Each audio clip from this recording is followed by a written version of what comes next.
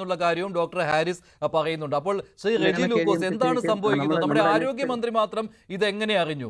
നേരത്തെ വിദഗ്ധ സമിതിയുടെ റിപ്പോർട്ടിൽ ഡോക്ടർക്കെതിരെ ഒരു പരാമർശവും ഇല്ല എന്ന രീതിയിൽ KGM-CITയുടെ തിരുവനന്തപുരം ജില്ലാ പ്രസിഡന്റ് തന്നെ ഇത് പറയുന്നുണ്ട്.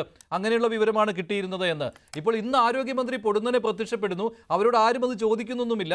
അവർ പറയുന്നു അവിടെ ഒരു ഉപകരണം കാണാതായി.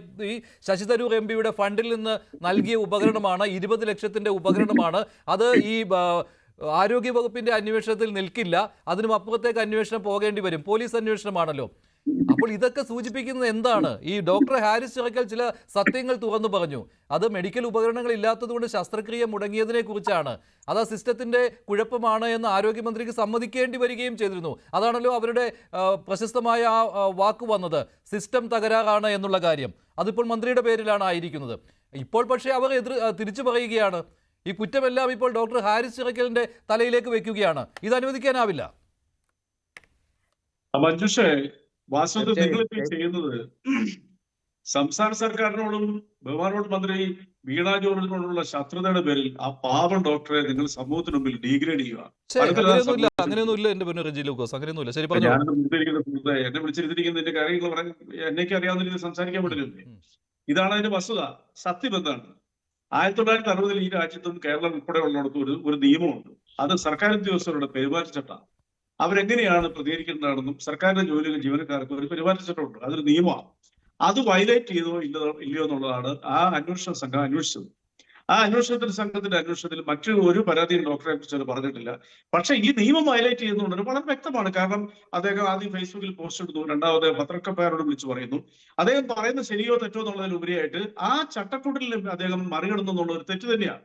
അങ്ങനെയാണെന്നുണ്ടെങ്കിൽ അദ്ദേഹത്തിന് ആ രീതിയിൽ അന്വേഷണം നടത്തിയില്ല എങ്കിൽ ഏത് സർക്കാർ ഉദ്യോഗസ്ഥനും ഏത് ഗവൺമെന്റിനെതിരെ എന്ത് പറയാമല്ലോ ഇവിടെ.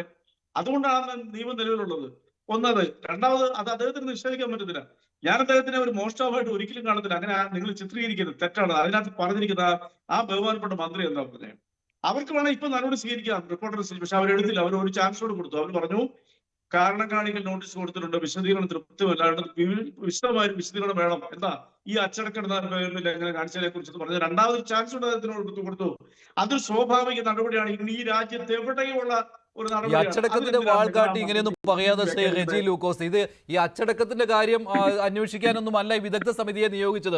പൊതുസമൂഹത്തിന് മുന്നിൽ ഇങ്ങനെ ഒരു സമിതിയെ നിയോഗിച്ചു എന്ന കാര്യം പറഞ്ഞപ്പോൾ മെഡിക്കൽ കോളേജിലെ ഈ ഉപകരണങ്ങളുടെ ഷോർട്ടേജ്, ഈ ഡോക്ടർ പറഞ്ഞ കാര്യങ്ങളിൽ എന്തെങ്കിലും വസ്തുതയുണ്ടോ തുടങ്ങിയ കാര്യങ്ങൾ അന്വേഷിക്കുന്നതിന് വേണ്ടിയായിരുന്നു. അല്ലെങ്കിൽ ഈ ഡോക്ടർ ഈ ഫേസ്ബുക്കിൽ കുറിച്ചതിനും മാധ്യമങ്ങളോട് പറഞ്ഞതിനെയും കുറിച്ച് ഒരു വിദഗ്ധ സമിതിയുടെ അന്വേഷണമൊന്നും വേണ്ട.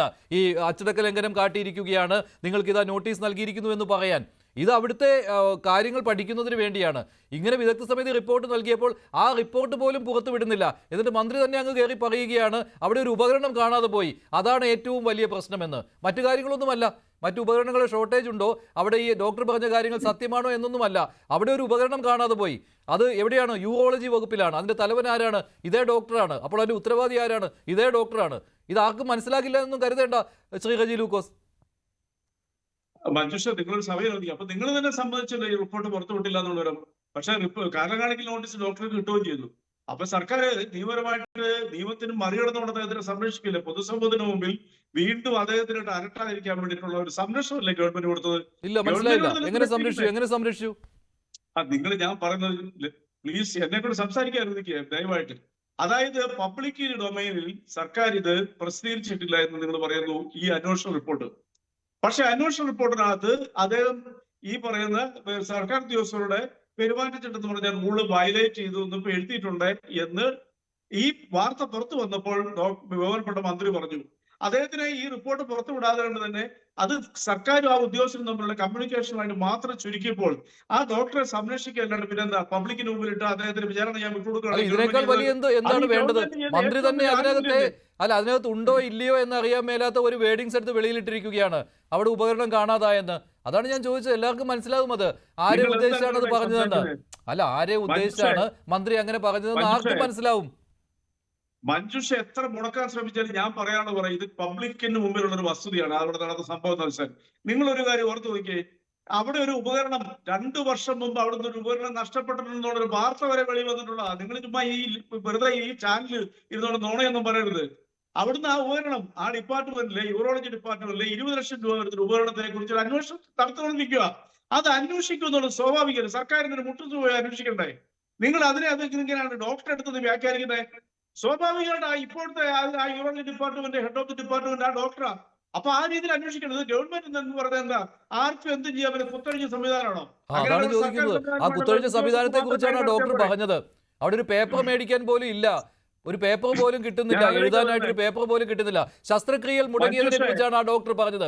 അതിന് പൊതുസമൂഹത്തിന്റെ അംഗീകാരവുമുണ്ട്. ശസ്ത്രക്രിയകൾ മുടങ്ങിയത് ഉപകരണങ്ങൾ ഇല്ലാത്തത് കൊണ്ടാണ്. ആ ഡോക്ടർ നടന്ന് ചെരുപ്പ് തേഞ്ഞയാളാണ്. ആ ഡോക്ടറെ കുറിച്ച് ഒരു അഴിമതി ആരോപണവുമില്ല.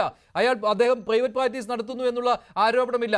10 പൈസ കൈക്കൂലി മേടിക്കാത്തയാളാണ്. സ്കൂട്ടറിലാണ് അദ്ദേഹം മെഡിക്കൽ കോളേജിൽ വരുന്നതും തിരിച്ചു പോകുന്നതും. ഇതെല്ലാം അറിയാവുന്ന കാര്യമാണ്. ഇതേ മന്ത്രി തന്നെ സാക്ഷ്യപ്പെടുത്തിയതാണ്. സത്യസന്ധനായ ഉദ്യോഗസ്ഥനാണ് അദ്ദേഹം. ഈ സിസ്റ്റത്തിന്റെ തകരാറിനെ കുറിച്ചാണ് പറഞ്ഞതെന്ന്, അതായത് സിസ്റ്റം എറർ, അതാണ് ഡോക്ടർ ചൂണ്ടിക്കാണിച്ചത്. അത് സംബന്ധിച്ച മന്ത്രി ഇപ്പോൾ അദ്ദേഹത്തെ കള്ളനാക്കുന്നു എന്ന് പറഞ്ഞാൽ അത് അംഗീകരിക്കാൻ പറ്റില്ല.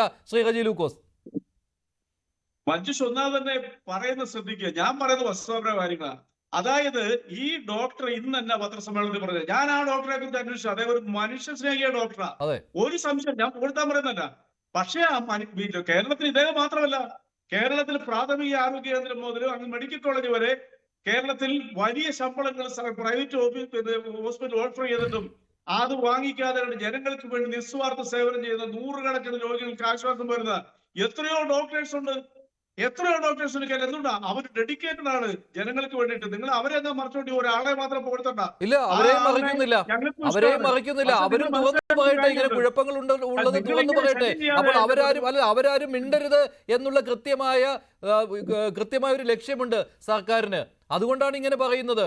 ഒരു മെസ്സേജ് കൊടുക്കുകയാണ്, നിങ്ങൾ ആരും മിണ്ടിപ്പോകരുത് ഈ സിസ്റ്റത്തെ കുറിച്ചെന്ന്. അതാണ് ഇപ്പോൾ കാണുന്നത്. ഒറ്റ ചോദ്യം ചോദിക്കട്ടെ, മഞ്ജുഷ് മറുപടി പറ്റുമോ? ന്യൂസ് 18 ചാനലിലായിരുന്നുകൊണ്ട് ഈ ചാനലിനെതിരെ നിങ്ങൾക്ക് സംസാരിക്കാൻ പറ്റുമോ? അതിന് നിങ്ങളുടേതായ റെസ്ട്രിക്ഷൻസ് ഉണ്ട് എന്ന് പറഞ്ഞാൽ ഓരോ സിസ്റ്റം, പ്രത്യേകിച്ച് ഗവൺമെന്റ് ജോലിക്ക് ഇരിക്കുമ്പോൾ ഞാൻ അദ്ദേഹത്തിനെ വെറുതെ നിങ്ങൾ ഈ പറഞ്ഞ് അദ്ദേഹത്തിനെ മോശക്കാരനാക്കരുത്. ഇന്ന് അദ്ദേഹം പറഞ്ഞ എന്താ നിങ്ങൾക്കറിയോ? അദ്ദേഹം പറഞ്ഞ നിങ്ങൾക്കറിയാവോ ഇവിടെ ഒരു കടലാസ് പോലും ഇല്ല, ഇതൊരു കഷ്ടമാണ്. ഇങ്ങനെയൊക്കെയാണോ ഒരു ഡോക്ടർ പ്രതികരിക്കേണ്ടത്? ഇല്ലെങ്കിൽ അദ്ദേഹം വ്യവസ്ഥാപകമായ രീതിയിൽ അദ്ദേഹം പറയാൻ നൽകണം. എന്നിട്ടും പറ്റിയില്ല എന്നുണ്ടെങ്കിൽ അതിന് വേറെ മാർഗങ്ങളുണ്ട്.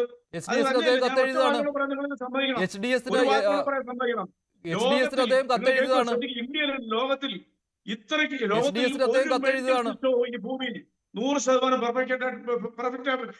പെർഫെക്റ്റ് ആയിട്ടില്ല, അതറിയോ? എന്നാൽ ഇതിനേക്കാളൊക്കെ ഏറ്റവും ബെറ്റർ ഒരു സിസ്റ്റമാണ് കേരളത്തിലെ മെഡിക്കൽ സംവിധാനം, പ്രത്യേകിച്ച് ഗവൺമെന്റിന്റെ കീഴിലുള്ള നമ്മുടെ ആശുപത്രി സംവിധാനങ്ങൾ.